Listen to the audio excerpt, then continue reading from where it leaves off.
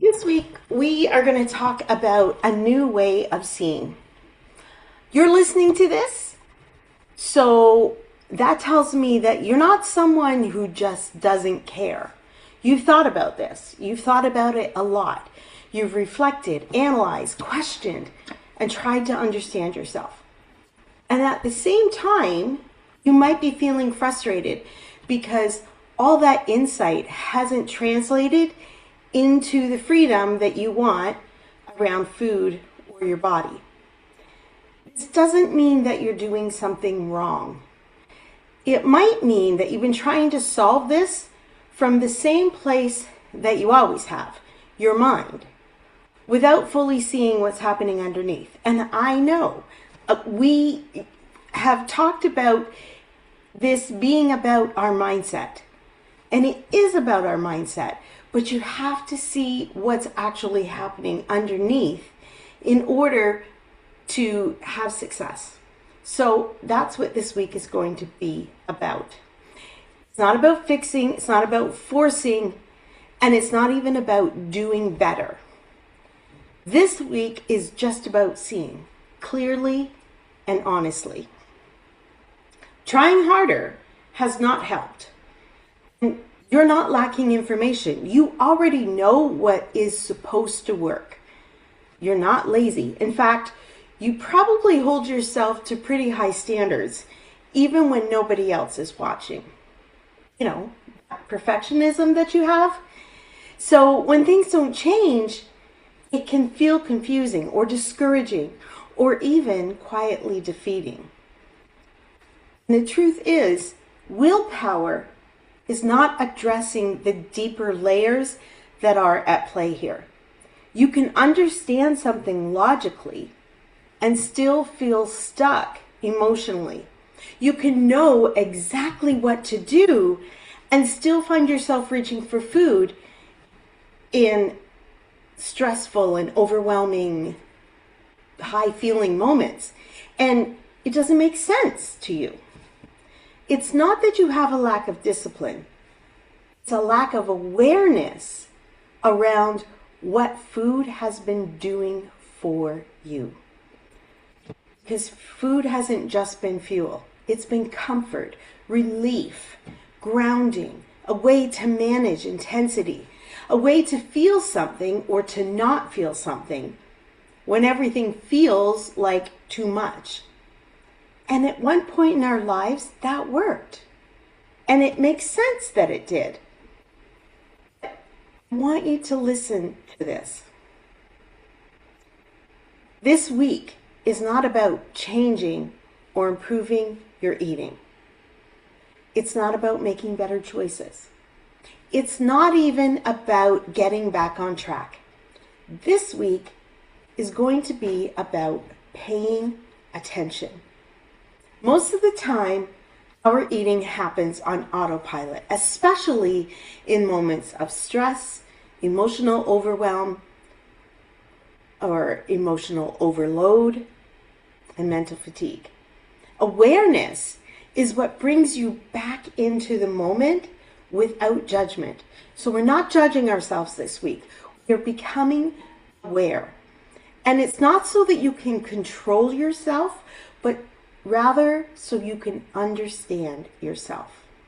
And understanding yourself is where real change actually begins. Because patterns are information and they're not identity. You have patterns. I have patterns. We all have patterns.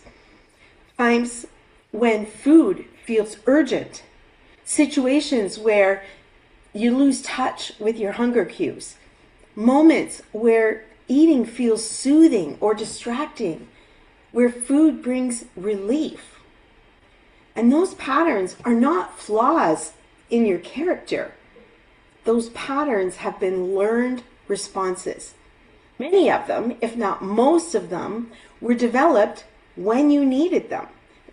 So when you start to notice your patterns without immediately analyzing or criticizing them, then something shifts. Instead of saying, oh my gosh, why am I like this? Why do I keep doing this?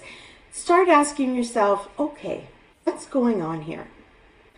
And that question opens up space. And space creates choice. This is the part that often gets missed, especially if you tend to live in your head. You think that you can think your way out. And a lot of eating struggles are emotional. They're not intellectual. Food can help you feel grounded when you feel overwhelmed. It can soften feelings that feel too intense. It can fill quiet spaces that feel uncomfortable. And it can provide a sense of control when everything else around you feels uncertain and or messy. So if you're used to numbing your emotions rather than feeling them, then this is going to feel unfamiliar or uncomfortable, and you might even think it's unnecessary. But the thing is, the emotions don't disappear when we numb or avoid them. They move when we allow the feelings. You don't have to dig into a mess of emotions to heal. I don't want you to think that. I want you to stop ignoring what you're already feeling.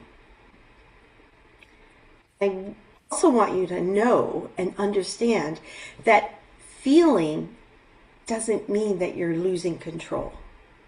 And there's often a fear, sometimes kind of an underlying fear, that if you let yourself feel too much, you're going to get swallowed up by it. It's going to be overwhelming. It's going to be too much, and you won't be able to handle it. And if I'm being honest, I have felt that way in the past.